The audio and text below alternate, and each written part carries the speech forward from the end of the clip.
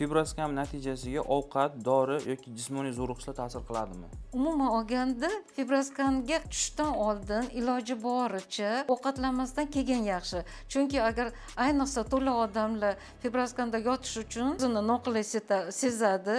Chunki uni o'zini yotish uchun qo'lini maksimal ko'tarib, oyoqlari ham dugoobrazniy yoki yoysimon yoki oysimon holatda yotish kerak bo'ladi. Bunda ovqat yeganda kekirvorsa yoki qimirlasa, unga noqulaylik bo'ladigan bo'lsa, fibroskan rezultatiga ta'sir qilishi mumkin. Lekin umuman olganda ovqatlanganligi yoki suv ichganligi, choy ichganligi fibroskanni natijasiga ta'sir etmaydi.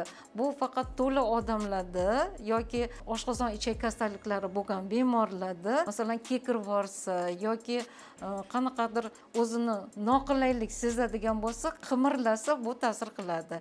Bu yerda eng birinchi fibroskanda ko'rishga eng katta qarshilik bu ichaklarda gazi ko'pligi.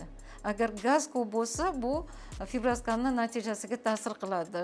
Shuning uchun shu sababdan agarda bemorlar o'zida gaz ko'pligini sezsa, iloji boricha ichini yurishtirib kelish kerak bo'ladi.